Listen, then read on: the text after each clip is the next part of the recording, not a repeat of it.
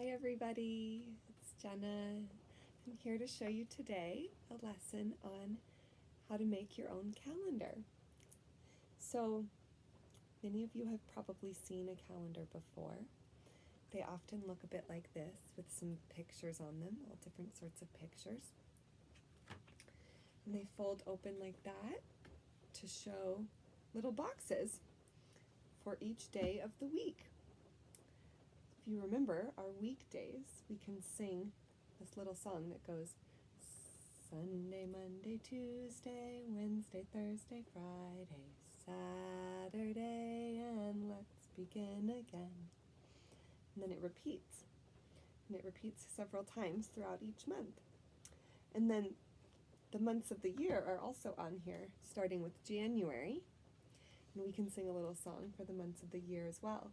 January, February, March, and April, May, June, July, and August, September, October, November, and December. Those are the months of every year. So the calendar helps us to keep track of the days of the week, each week. And it also helps us to keep track of the months of the year. And that's how we work our way through. And we start at the top and we just keep working our way down through the boxes through each new week, crossing off days. And we can use a pen or a pencil to write on the calendar special things that are coming up for us. So on our classroom calendar, I've written everybody's birthdays in our class and some other important things that were happening throughout the year. And on your calendar for home, you can write things that your family has planned, maybe trips or vacations, maybe calls with people, people's birthdays, special holidays you celebrate. There's all sorts of things that you can list on a calendar. So let's get started on making one. On the computer, we have a file in the Google Drive where parents can help print out these papers. So they're just blank papers for each month. And because we know that there are 12 months in every year, we can print out 12 papers to make one for each month. Once you have your papers printed out, you'll need to gather up a pencil or a pen. I prefer to use a pencil because I know I can erase if I make a mistake. You can use whatever you have. And I also sometimes like to get a highlighter or a light colored marker. And this is useful if you need a little bit of help with writing numbers. You can ask an adult to help write the number with a highlighter first, and then you can trace it. That's a fun way to do it if you're still practicing with your number writing. Okay, so the first thing I'm going to do, once I have my papers all printed out, is I'm going to start with the first month. That's January. So my papers over here, and I'm going to write January. You can choose. You can write it in cursive or in print. I'm going to do both. So I'll do my January right on the line. When I write in cursive,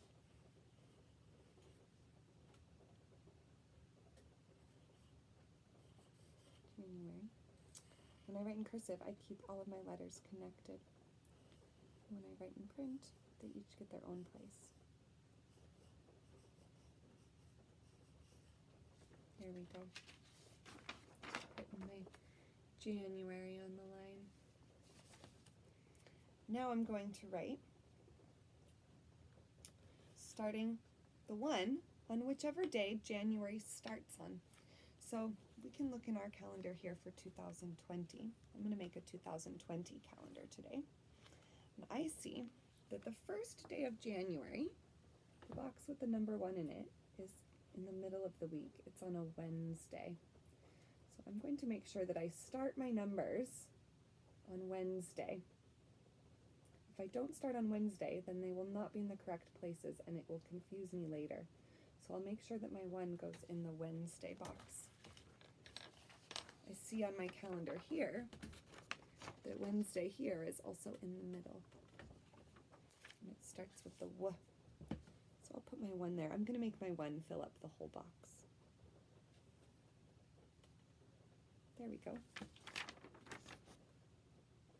Now, I'll put my 2 in the next box, the Thursday, and I'll work my way from the left to the right. And I'll write 3 after that on Friday. Saturday will be the 4th day.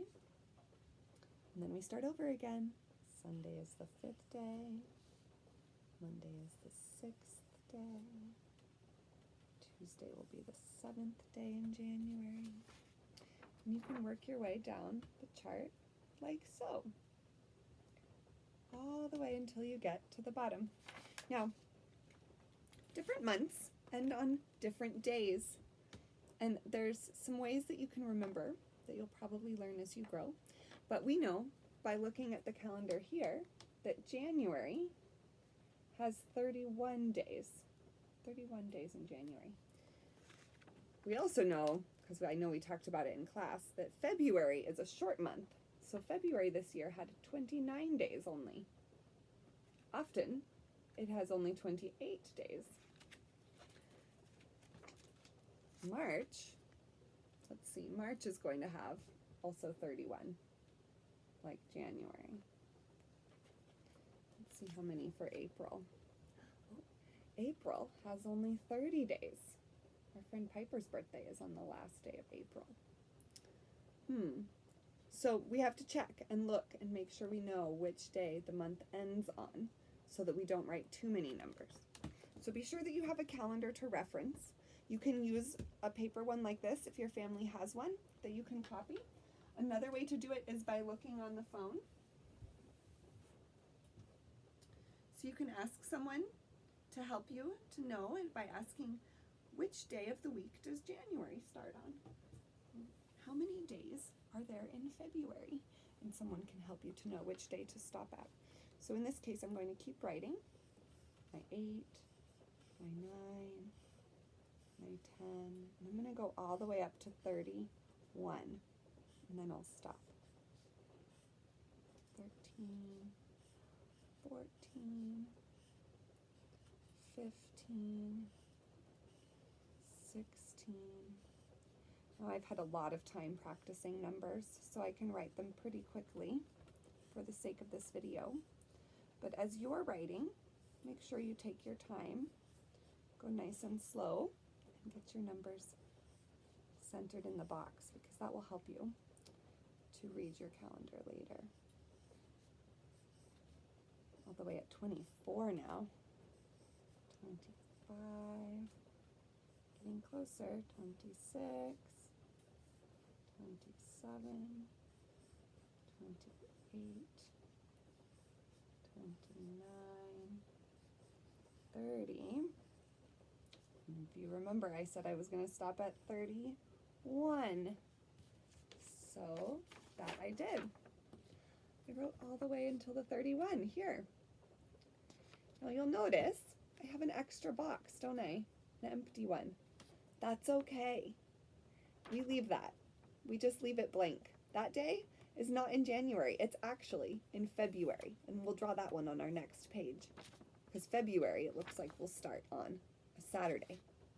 So we'll begin our next one on Saturday.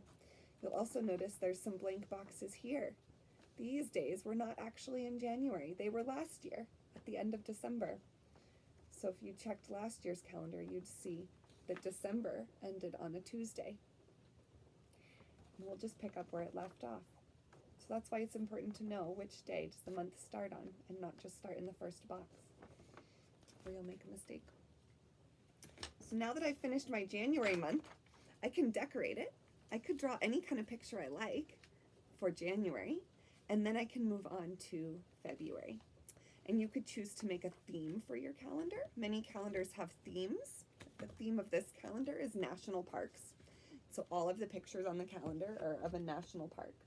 So you might choose to make a theme for your calendar. Maybe all of the pictures that you draw will be of animals, or maybe all of the pictures will be of different kinds of cars. You can decide what goes on your calendar, and you'll do one for each month. And then when you're finished, you can staple them all together at the top and find a place to hang it up. Okay. It can be a lot of work to do a page in a calendar, so no need to do them all in one day. You can spread it out over several days of work. Maybe do 1 page a day for a while until you've done all 12, or do as many as you feel like today and then pick it up where you left off tomorrow. Okay, everybody, thanks for joining me and have so much fun making a calendar. I'll see you next time.